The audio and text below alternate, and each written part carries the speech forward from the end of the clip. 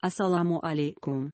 За последнюю неделю мы собирали информацию про семью врагов Аллаха и врагов чеченского народа, про Адама, Аслан, Хизрива, командир ОМОНа на транспорте ПЧР, и его двух сыновей Келаба, собака в переводе с арабского, и Таймаза. Самое мерзкое преступление из которых нам известно, в котором участвовал Хизрев и его окружение. Про окружающих Хизрива мы напишем отдельно, иншаллах. Это тройное убийство Беназира Хамидовой, ее мужа Ислама и Ибрагима Исаханова, родные братья. В ноябре 2020 году, Хизрев и его окружение пытали их в течение месяца, а затем по приказу своего куратора из ФСБ, убили их, расстреляв. В момент похищения Беназира была беременна, и во время пыток она потеряла ребенка. У Беназира осталась маленькая дочь. Второе преступление, в котором участвовал Хизрев, это похищение и убийство Асланбека Саида Ахмадова.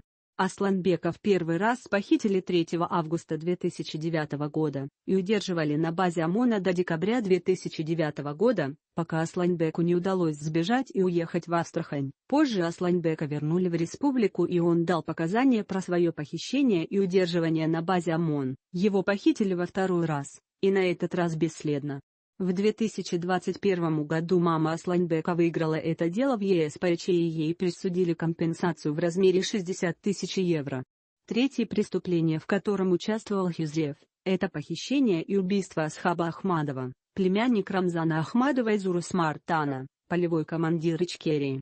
Асхаб был хорошим борцом по борьбе. На соревнованиях соперником оказался парень из Хаси-Юрта, родовое село Кадырово. В ходе поединка Асхаб несколько раз бросил соперника на маты.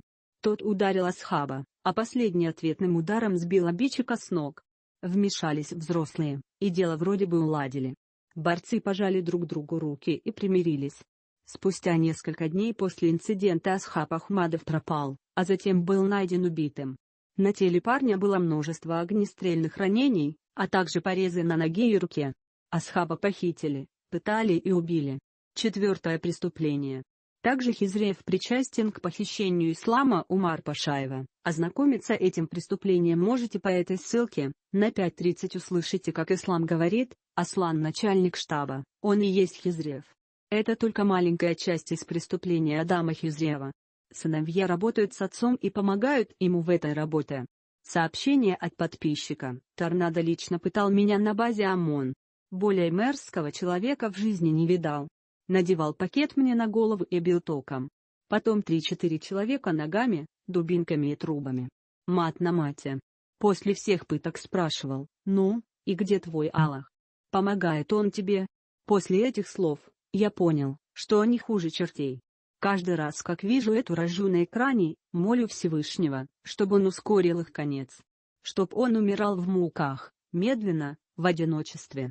П.С. Скоро, очень скоро. Таких сообщений к нам пришло много, нет смысла всех выкладывать. Вот кого Кремль ставит над нами, самых мерзких людей из нас.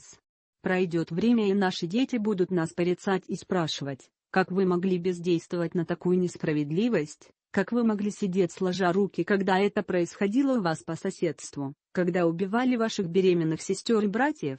Как вы могли кричать «Ахмад сила»? Как вы могли выходить и праздновать день рождения Путина, надев на себя футболки с Путиным, который готов был воевать с нашим Аллахом? Как вы могли защищать ту конституцию, которая была придумана врагами Аллаха и убийцами вашего народа? Студенты, как вы могли молчать, когда враги Аллаха покушались на религию Аллаха? Состоятельные, что вы скажете, когда борьба с врагами Аллаха нуждалась в финансах и по вашей вине она остановилась? Как вы могли восхвалять пехотинца Путина? Как вы могли?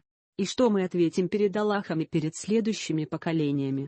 Скажем, что мы променяли это все на комфортную жизнь, что для нас 30 тысяч рублей в месяц были дороже нашей религии и чести, что мы больше полюбили Камри, чем свою религию, что нам нужны были деньги и жениться на любимой девушке. Что скажем?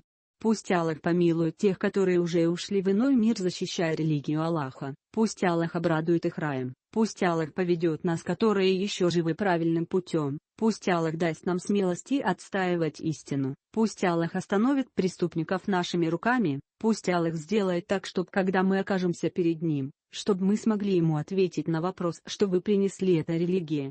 Пусть Аллах наставит на путь истины тех, которые заблудились. Амин. Мы не желаем даже таким, как Адам Хизрев, уйти с этой жизни на пути Путина. Мы призываем их покаяться и вернуться в религию Аллаха. Вы еще не опоздали, вы еще живы. Как только душа покинет ваше тело, вот тогда уже будет поздно, вот тогда вы окажетесь в вечном огне. Инша Аллах, скоро преступники будут наказаны.